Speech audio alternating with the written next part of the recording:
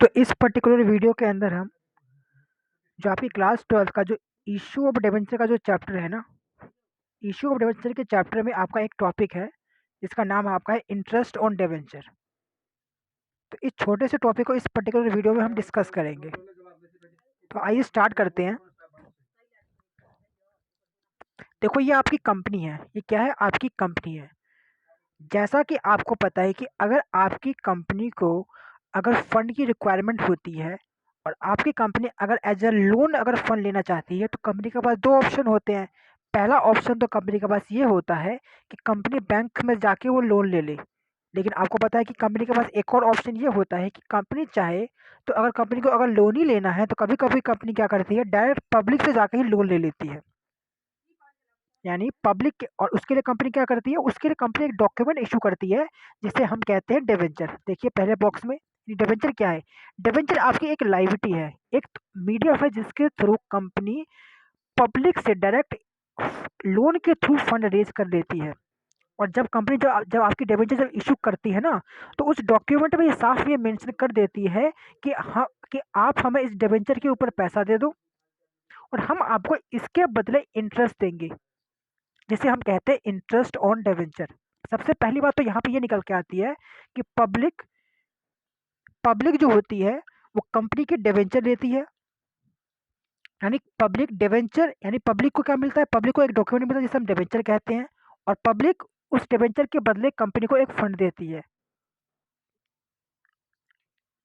और कंपनी उस फंड के बदले क्या करती है? कंपनी उस फंड के बदले उस पब्लिक को इंटरेस्ट देती है। यानी सबसे पहली बात आपको यहाँ पे समझनी चाहिए कि डिबेंचर क्या है कंपनी के लिए। डिबेंचर कंपनी के लिए एक लायबिलिटी होती है जो आपकी बैलेंस शीट में शो होती है। डिबेंचर क्या है? एक आपकी कंपनी के ऊपर एक लायबिलिटी होती है जो आपकी बैलेंस शीट में शो होती है। कोई कंपनी ने एज अ क्योंकि कंपनी के ऊपर एक बोझ बन चुका है कि जिस पब्लिक से पैसा लिया उसे फ्यूचर में लौटाए।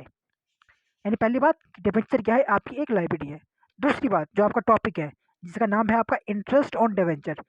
जैसा कि मैंने आपको कहा कि जब कंपनी डिबेंचर के थ्रू जब फंड लेती है, तो कंपनी की रिस्पॉन्सिबिलिटी बनती है कि इस डिबेंचर के ऊपर इंटरेस्ट दे पब्लिक को, जिसे हम इंटरेस्ट ऑन डिबेंचर कहते हैं। डिबेंचर एक लायबिलिटी है, जबकि उस डिबेंचर के ऊपर जो कंपनी इंटरेस्ट दे रही है, जिसे हम इंटरेस्ट ऑन डिबेंचर कहते हैं, वो एक एक्सपेंस है। डिबेंचर एक लायबिलिटी है और उसके ऊपर जो इंटरेस्ट देगी वो एक एक्सपेंस है। लायबिलिटी नहीं है, एक्सपेंस है। इंटरेस्ट ऑन डिबेंचर हमारी कंपनी का एक एक्सपेंस है।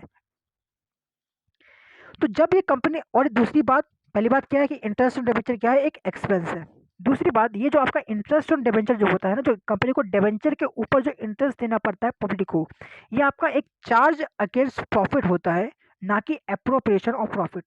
अब ये क्या है? देखो, चार्ज अगेंस्ट प्रॉफिट का मतलब ये होता है कि अगर आपकी कंपनी को अगर लॉस में होता है ना किसी भी ईयर में, चार्ज अगेंस्ट प्रॉफिट का मतलब ये होता है कि अगर किसी भी ईयर में अगर हमारी कंपनी को अगर लॉस भी होता है, तो उस केस में भी कंपनी को इंटरेस्ट पब्लिक को देना पड़ेगा। ये होता है आपका चार्ज अगेंस्ट प्रॉफिट का मतलब। जबकि एप्रोप्रिएशन ऑफ प्रॉफिट का मतलब ये होता है कि इंटरेस्ट तभी दिया जाएगा जब हमारी कंपनी को फायदा होगा। यानी कि दूसरी बात ये कहना चाहता हूं मैं कि जो कंपनी डिबेंचर के ऊपर जो इंटरेस्ट देती है वो आपका क्या है? एक चार्ज अगेंस्ट प्रॉफिट है। यानी कि कंपनी को अगर लॉस भी होता है तब भी कंपनी को इंटरेस्ट तो देना पड़ेगा पब्लिक को। यानी पहली बात हमने ये सीखी कि इंटरेस्ट ऑन डिबेंचर एक एक्सपेंस होता है, और दूसरी बात हमने ये सीखी कि ये आपका एक चार्ज अगेंस्ट प्रॉफिट होता है, ना कि एप्रोप्रिएशन ऑफ प्रॉफिट। तीसरी, इसका जो रेट ऑफ इंटरेस्ट होता है ये आपका ऑलरेडी फिक्स होता है। यानी जब कंपनी जब डिबेंचर इशू करती है ना, तो उस डॉक्यूमेंट में ये मेंशन कर देती है कि कितना इंटरेस्ट देना है पब्लिक को। ये ऑलरेडी स्टार्टिंग में आपका ये फिक्स हो जाता है, यानी चेंज नहीं होता है बार बार, ये आपका ऑलरेडी डिसाइड हो जाता है। तो मैंने क्या कहा आपको? मैंने आपको ये कहा इंटरेस्ट ऑन डिबेंचर के बारे में कि इंटरेस्ट ऑन डिबेंचर क्या है? पहला पॉइंट देखो, ये एक एक्सपेंस है। मैंने यहाँ पे लिख भी दिया मैंने, ये क्या है? ये आपका एक एक्सपेंस है। दूसरी बात, कंपनी को ये फिक्स रेट पे पे करना पड़ता है। वो जो अभी आपको कहा, मैंने कहा कि इंटरेस्ट ऑन डिबेंचर कंपनी को एक फिक्स रेट पे पे करना पड़ता है। तीसरा, ये एक चार्ज अगेंस्ट प्रॉफिट है, यानी कि लॉस हमें देना पड़ेगा, वही हमने अभी सीखा। चौथा और सबसे इंपॉर्टेंट बात, ये आपकी शो होती है statement of profit and loss account के डेबिट साइड में। ऊपर क्या लिखा है? ऊपर ये लिखा गया सबसे पहले बॉक्स में कि डिबेंचर शो होती है बैलेंस शीट में। ऐसा क्यों? देखो, डिबेंचर क्या है? मैंने आपको क्या कहा था? डिबेंचर एक लायबिलिटी है और लायबिलिटी और एसेट कहाँ शो होती है? लायबिलिटी और एसेट शो होती है बैलेंस शीट के अंदर। चूंकि डिबेंचर एक लायबिलिटी है, तो डिबेंचर तो शो होगा आपका एक बैलेंस शीट के अंदर, लायबिलिटी वाले कॉलम के अंदर। जबकि मैंने आपको स्टार्टिंग में ये भी कहा था पहले पॉइंट के अंदर कि उसके ऊपर जो इंटरेस्ट देती है वो एक एक्सपेंस है। तो आपको अच्छे से पता है कि जो भी इनकम और एक्सपेंस होते हैं वो आपकी प्रॉफिट एंड लॉस अकाउंट में शो होते हैं, और कंपनी के केस में इसे हम कहते हैं statement of profit and loss account. यानी इंटरेस्ट ऑन डिबेंचर चूंकि एक एक्सपेंस है ना कि लायबिलिटी, तो इसलिए ये आपका शो होगा statement of profit and loss account के। यानी क्लियर हो गया, statement of profit loss account में शो होगा, क्योंकि ये एक लायबिलिटी नहीं, ये एक एक्सपेंस है। लायबिलिटी होती क्योंकि डिबेंचर की तरह की लायबिलिटी होती तो शो होती बैलेंस शीट के अंदर। अब दूसरा सवाल ये उठता है, पहले तो ये क्लियर हो गया कि ये आपका शो होगा statement of profit loss account के अंदर, लेकिन चूंकि आपको ये भी पता है कि statement of profit loss account के अंदर हमारी दो साइड्स होती है, एक डेबिट एक क्रेडिट। अब किस साइड में शो होगा? तो आपको ये भी पता है कि जो हमारा प्रॉफिट और लॉस अकाउंट होता है वो फॉलो करता है नॉमिनल अकाउंट का रूल। और नॉमिनल अकाउंट का रूल ये कहता है कि जो भी एक्सपेंस हो उसे डेबिट कर दो, और जो भी इनकम हो उसे क्रेडिट कर दो। तो चूंकि आपको पता है कि स्टार्टिंग के पहले पॉइंट में मैंने बता दिया था कि इंटरेस्ट ऑन डिबेंचर चूंकि एक एक्सपेंस है जो कि शो होता है statement of profit and loss account के अंदर। चूंकि ये एक्सपेंस है तो कहाँ पे शो होगा? ये डेबिट साइड में शो होगा। यानी कि इंटरेस्ट ऑन डिबेंचर शो होता है statement of profit and loss account के अंदर, और कहाँ पे? डेबिट साइड में। जबकि डिबेंचर का अमाउंट शो होता है बैलेंस शीट के अंदर, क्योंकि डिबेंचर एक लायबिलिटी है और उसके ऊपर जो इंटरेस्ट देते हैं वो आपका एक एक्सपेंस है।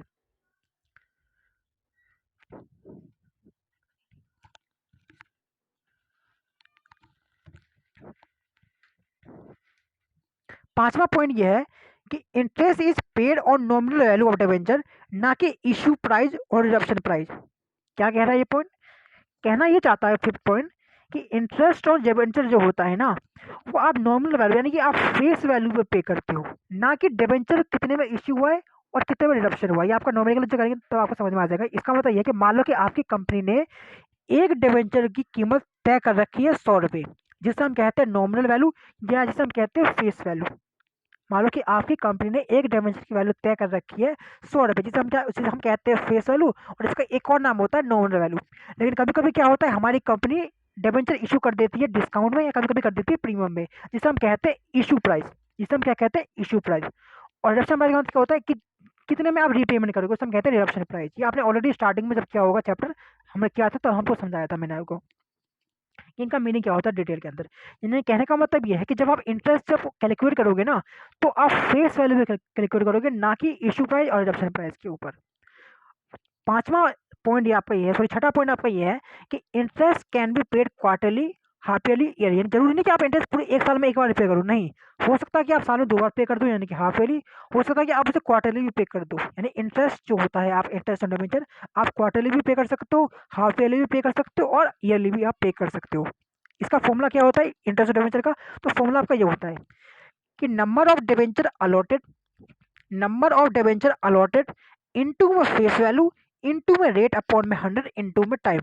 यानी कि मान लो कि आप मान लो कि आपकी कंपनी ने 5,000 डिबेंचर इशू करे हैं, लेकिन मान लो कि आपका एप्लीकेशन आ गया 6,000 का, तो उस केस में कंपनी कितने डिबेंचर अलॉट करेगी? तो उस केस में कंपनी अलॉट करेगी 5,000।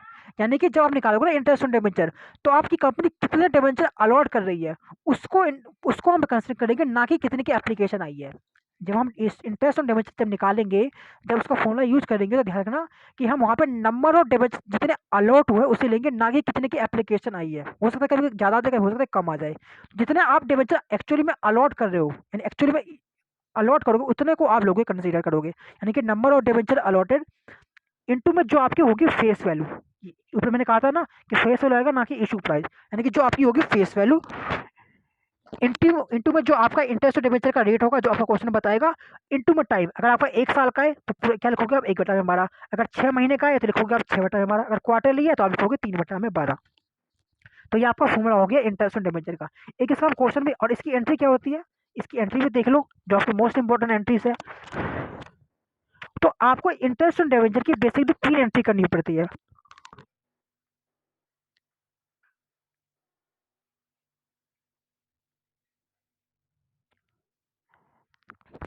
आपको इंटरेस्ट ऑन डिबेंचर की बेसिकली 3 एंट्रीज करनी पड़ती है। पहली एंट्री क्या करती हो? पहली आपकी जो इंटरेस्ट ऑन डिबेंचर की जो एंट्री होती है वो आपकी होती है interest on debenture account debit to debenture holder. Interest on debenture account debit to debenture holder. First entry क्या है? देखो आपको मैंने क्या कहा था स्टार्टिंग में, पहले मैंने आपको सबसे पहले स्टार्टिंग में ये बताया था कि इंटरेस्ट ऑन डिबेंचर क्या है। इंटरेस्ट ऑन डिबेंचर एक एक्सपेंस होता है, और आपको पता है कि जब भी एसेट्स और एक्सपेंस बढ़ते हैं, जब भी हमारे बिजनेस की एसेट्स या एक्सपेंस बढ़ते हैं, तो उसे हम डेबिट करते हैं। तो उसे हम क्या करते हैं, उसे उसको हम डेबिट करते हैं। तो चूंकि आपका ये क्योंकि इंटरेस्ट ऑन डिबेंचर आपका एक एक्सपेंस है, तो जो आपका एक्सपेंस बढ़ रहा है, तो क्या करोगे आप, इंटरेस्ट डिबेंचर को कर दोगे डेबिट। और टू डिबेंचर होल्डर, ये पैसा आपको किसको देना है? या पैसा आपको देना है डिबेंचर होल्डर को, यानी कि डिबेंचर होल्डर नाम की एक लायबिलिटी है। मान लो कि आपको मिस्टर एक्स को आपको इंटरेस्ट देना है, इसका मतलब आपको मिस्टर एक्स के प्रति आपकी एक लायबिलिटी है, यानी कि डिबेंचर होल्डर के प्रति क्या है, एक आपकी लायबिलिटी है। तो फर्स्ट एंट्री आपकी इंटरेस्ट की पेमेंट करने की नहीं है, ध्यान रखना।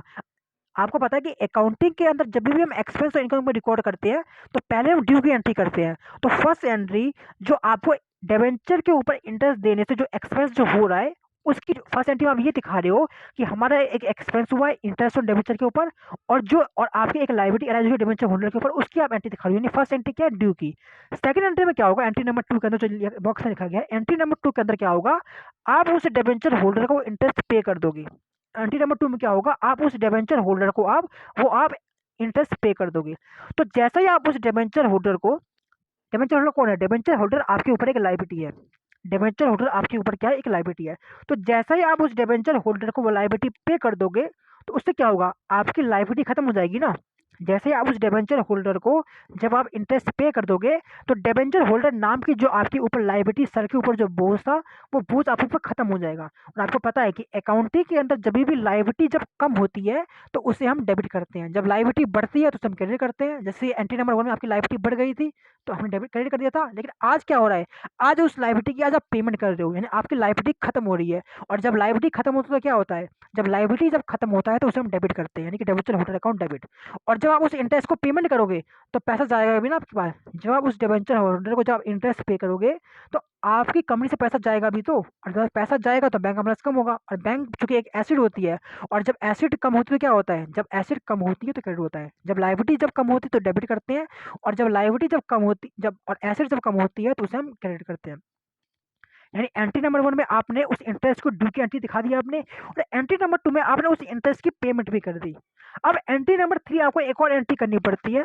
देखो एंट्री नंबर 3 में क्या होगा, एंट्री नंबर 1 में आपने एक अकाउंट ओपन किया था इंटरेस्ट और डिबेंचर नाम का, कि आपके ऊपर एक एक्सपेंस है, ठीक है।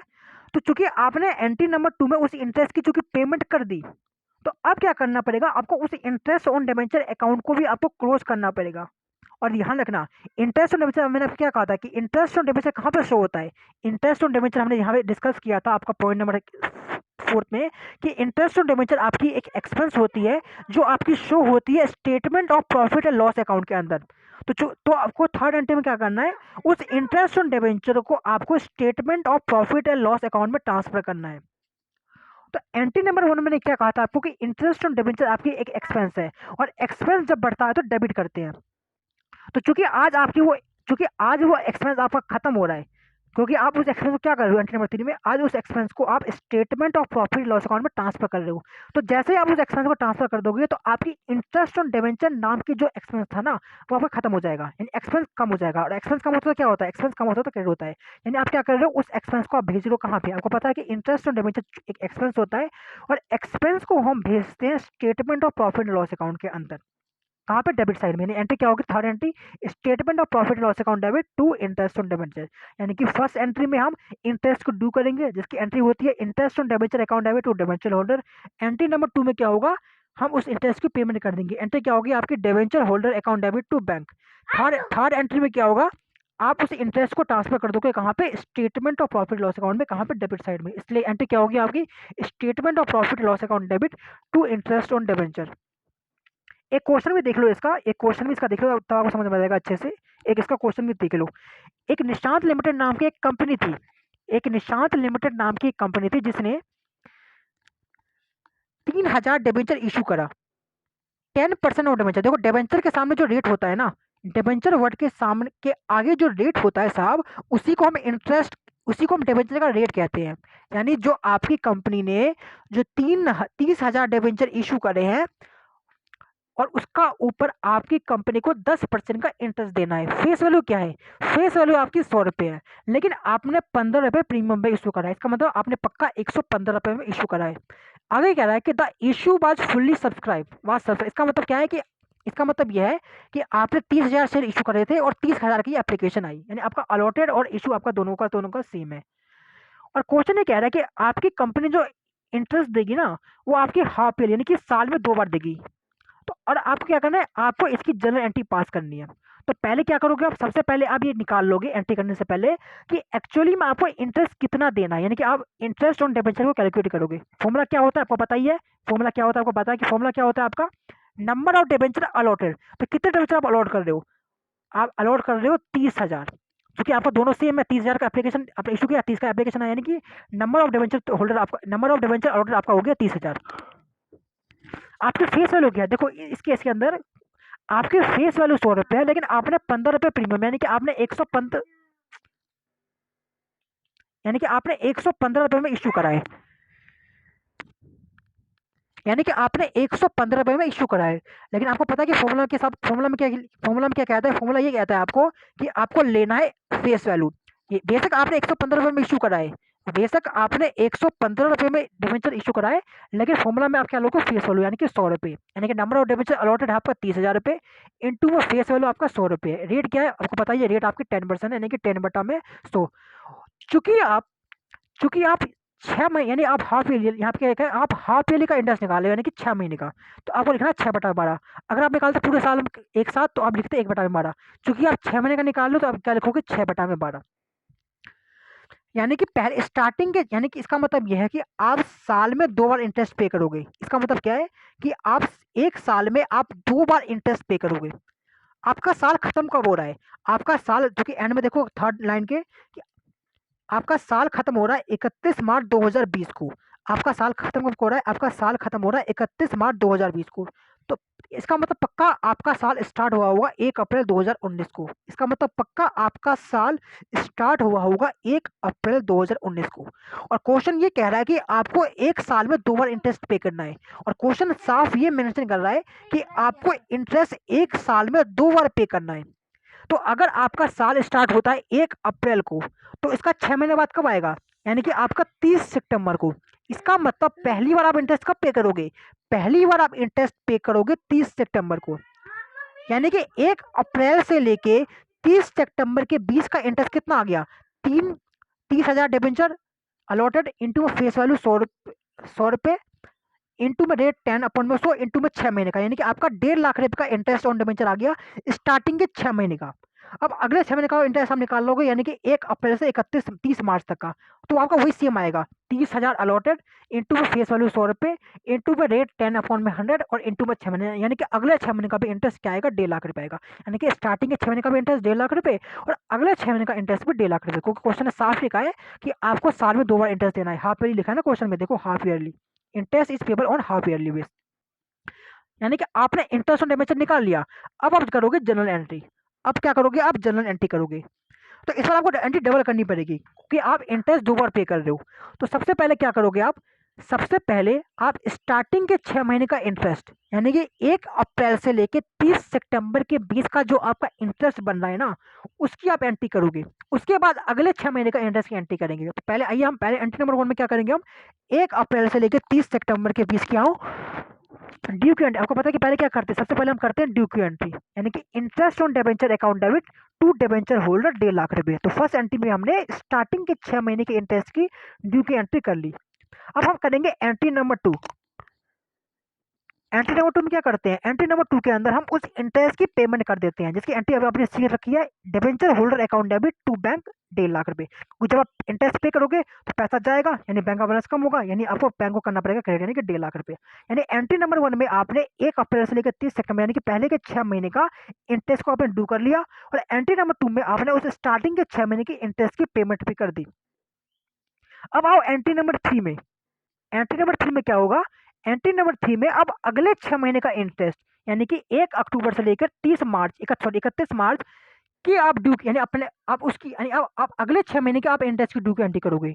एंट्री नंबर 1 में आपने स्टार्टिंग के 6 महीने की ड्यू करी थी और एंट्री नंबर 2 में आपने उसकी पेमेंट कर दी। अब एंट्री नंबर 3 में आपका जो अगला जो 6 महीने आएगा ना, उसकी आप ड्यू की एंट्री करोगे। वही आपका अमाउंट बिल्कुल सेम ही है, वही interest on debenture account debit to debenture holder 1.5 lakh रुपए। और एंट्री नंबर 4 में क्या करोगे, एंट्री नंबर 4 में आप अगले 6 महीने यानी अक्टूबर से लेकर मार्च तक का इंटरेस्ट भी आप पे कर दोगे, यानी कि debenture holder account debit to bank 1.5 lakh रुपए। अब आप एंड में क्या करोगे, अब एंड में आप एक और एंट्री करोगे, जिसे हम अब एंड में आप एक और एंट्री करोगे, ये वाली एंट्री, ये वाली जब एंट्री करते हैं ना, एंट्री नंबर आपने सीखी है कि लास्ट में हम क्या करते हैं, लास्ट में जो हमारा इंटरेस्ट अराइज हुआ है,